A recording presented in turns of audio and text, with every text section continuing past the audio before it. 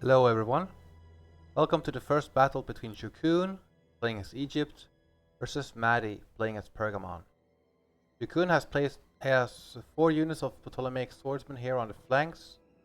They are supported by Judean Tirosi, and then he has 2 Galatians here on the side. Well, here. Egypt also has 3 units of these native pikemen, and these are the cheapest pikemen that Egypt can afford. Whilst he also took 2 units of elite pikemen here, and these elite pikemen also have 3 speed. They have a long Sarissa pike, so it counts as 5 units. He has a Egyptian bowman here, and he also has 3 Sarissa lancers with an elephant. His general is very far away, but it's on the way forward. Let's take a look at Matty's armies here. 5 Sarissa pikemen. 1, 2, 3, 4, 5. Oh, 1, 2, 3. That's strange. Where did he have 5 units of them? He has 5 units of them. This is in this woods, so it's not visible. However, he has 2 Rhodian slingers. 1, 2, 3 Tirosi spears. He has 2 units of thorax swordsmen, so he has a heavier swordsman than what Egypt has. He has, however, 4 units of Pergamese cavalry, and that with his general gives him 5 cavalry units. And he does have missile superiority with his Rhodian slingers. Matty probably stayed way back, so he could take advantage of this little forest so he can protect his missiles. This direction, that's really, or he was scared of guerrilla deployment. Had it been a Suebi army or something that can deploy far forward, then it would make sense to be so far back. Anyway, the pikeman of Pergamon has lined himself up here. Jokunn has a little bit scattered line. One weakness of Pergamon is that he has a rather low number of supporting infantry compared to what Pergamon has. Like, he has this Tirosi spear over here, but this Tirosi spear will have to face several units. Yes, he has these swordsmen here in the center, but still Jokunn has an advantage on both sides in terms of infantry. But the cavalry department looks good for Matty. But one thing to note though, that this is a melee cavalry unit. If for 75 more denarii he would have given a heavy lancer unit, and these men cost 1,700. So it means that in order to afford this extra cavalry unit, he had to downgrade his supporting infantry. So Egypt could have brought some regular service pikemen and gotten some short pike peltas, but instead we're gonna have some elite pikemen here with Sarissa armed pikemen here with 3 speed. Again, like most of the Egyptians' army would have been superior to the Pergamese. These Galatians are in the end of the line, and that is exactly where they want to be. They want to break up supporting infantry the far side, and then they want to be freed up so they can support cavalry that are maybe also coming here or on this side. Like the Egypt has this bowman over here, and if you want to shoot regular troops like the infantry, then that's the wrong spot. You want to be here. But given that Pergamon had to bring missile troops because he has to consider that Egypt has elephants, this is a mistake by Pergamon, that he's shooting this shielded side of the Egyptians. If he wanted to do more damage to infantry, he should consider having his Rhodians over here and shooting into the side of these native pikemen, breaking them up, so that you then have the freedom to use your Pergamese pikemen elsewhere. Or this infantry for that matter, just melt something else, but preferably focus these slingers on targeting the enemy cavalry or the elephants.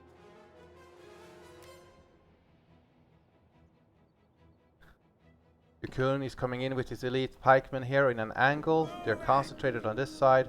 The swordsmen are moving up here. The Galatian spears are going to the far side. It's 3-on-3 cavalry here, but these Sarissa lancers have a superior charge. They're faster also.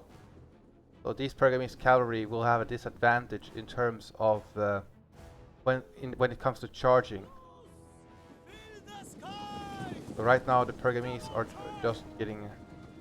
The Ptolemaic swordsmen are hurling their javelins at the Tyrosi swords here from the unshielded side. And some of the Ptolemaic swordsmen are hurling at this Rhodian slinger, killed almost 72 men of them. They're all nicely packed here. Here the Ptolemaic swordsmen are going in against Tyrosi's swords again. However, there's a gap here that is being exploited here by Egypt. He's sending in more troops here, and now Pergamon is drawn into this fight. He must adjust his line, turn inwards really. There's a big gap here. Here's also a gap that could have been exploited, but then Pergamon do have his swordsmen here also. The Pergamese cavalry over here is charging in to stem the tide of these, plug the gap. These Pergamese pikemen are going in. There's a gap over here. The elite pikemen of Egypt is now going in against the Pergamese here on the side. And there's another elite pikeman here pushing on the side here of this Tyrosi spear. Like he's targeting the end of the line of the pikemen and just holding everybody else in place. The Rhodian slingers here are just shooting wildly at these native pikes. They're killing a couple of them, but these slingers should try to target the elephants. Alternatively, turn inwards and try to target the cavalry.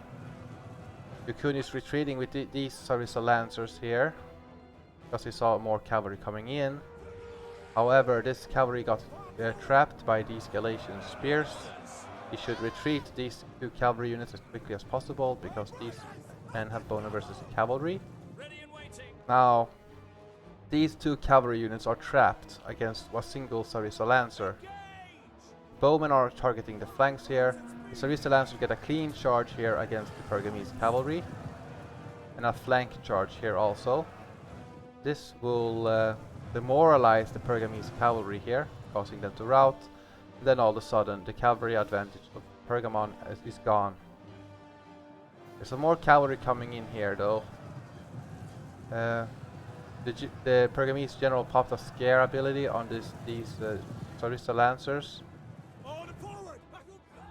But it's good for Pergamon that because he has these spears nearby, and this cavalry is faster than the Pergamese, so he can always run away.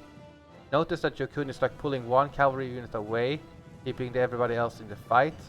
Now this lancer is free, and these Galatian spearmen are behind the Pergamese cavalry and could trap them. Pergamon's cavalry cannot escape here, because they will get chased down by the Sarissa lancers. And anyway, Pergamon is losing his the flank here. The Egyptian elephants are over here along with the general. So whilst Pergamese cavalry is all the way over here mostly, then the Egyptians are winning their infantry fight. These Galatian spears will force these javelin men to move, and if they're running away, they are not fighting. The Sarissa lancers are chasing down the Pergamese general. These Pergamese cavalry is trying to get a flank charge, but there are some Galatian spears nearby. Back, men! Back! The Sarissa lancers got hammered by the javelin men, but there's a breach now that can be used here. These elephants are now fighting these heavy thorax swordsmen, and there's Ptolemaic swordsmen here on the flank. These thorax swordsmen are being demoralized because they're being flanked. They're fighting a phalanx also. So yeah, these men are routing, and the Pergamese cavalry are trying to deal with these Volksmen units. These archers are shooting up the cavalry from the flank. The Galatian spears are forcing the cavalry of Pergamon to try to escape here. 75 horses here, they try to escape. Now these spearmen are blocking off the heavier cavalry of Pergamon, and now there's a head-on engagement going in here. These Egyptian bowmen are being very effective at like damaging these cavalry. The Risk Lancers just keep charging in here and melting these Pergamese cavalry. And the Galatians are blocking the general of Pergamon, so a general will have to try to escape. Now these missile troops are definitely in trouble. And now Pergamon doesn't really have any options to deal with elephants. He has this Tyreosi spear coming in, but these elephants are just gonna keep moving. There's a sword unit here or Foxman unit here for Egypt. That is gonna occupy these spears. They can't run away because then they will just get killed. The elite pikemen of Egypt here are gonna turn inwards against this pike unit. There's like this Pergamese cavalry attack these bowmen. They're trying to attack the Sarissa Lancers now, but they got caught. And now these Sarissa Lancers are attacking the flank here of these Tyreosi spears. Those Volksmen units. We're not given an attack order because they're so orderly, and they should. When these Tyreosi spears are now routing, now the Egyptian elephants with their scare ability is now demoralizing the infantry of Pergamon.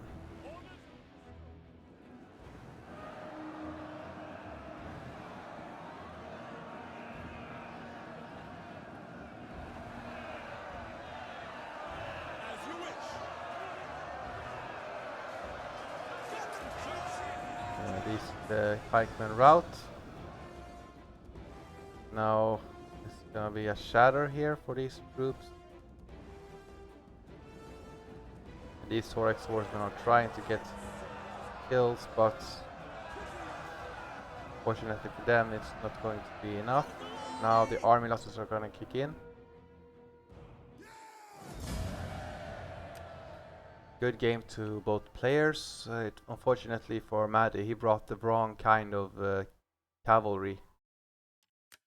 These heavy lancers would have been given.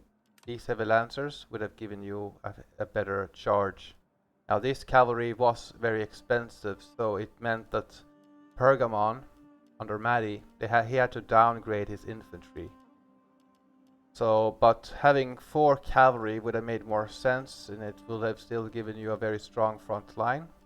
And this is like because first I was maybe some more Doroforoi or something, just played with idea, but then I was like, yeah, it may look good on paper, but you need as many free speed units as possible, because otherwise a human player is going to take advantage of that. So I went with some Galatians here.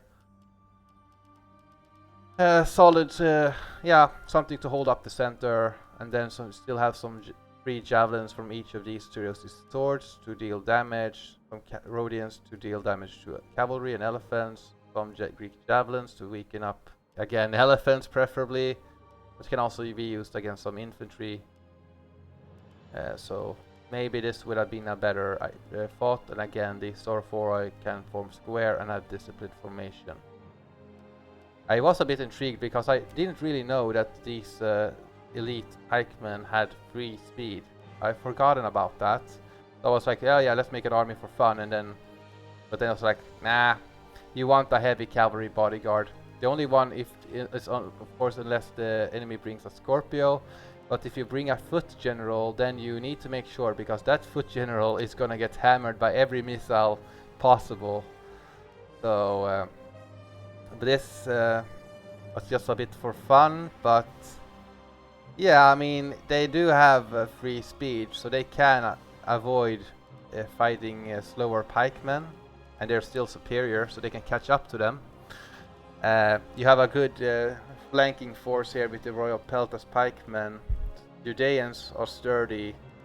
The Volksmen can still support against cavalry and armor piercing, and you still have some Ptolemaic swordsmen to attack, and because these men will still beat lighter infantry, that's totally fine. And some Judean slingers. I took some slingers here just because because of the risk of bringing a foot general, you want something, and these men do have armor, so it would have been interesting to see, okay, how will they compete against. It would definitely deal with archers, ideally, but ideally again cavalry is what we want to hit. So yeah, this was just mainly for fun. It then its conclusion was like, nah, you want a heavy cavalry general. But yeah, I was just having fun with the idea that free speed Larissa pikemen, free speed short pikemen, free speed spearmen, free speed swordsmen, everything was like fast. That was for fun. That was my little fun experiment. Thank you for watching this. Bye.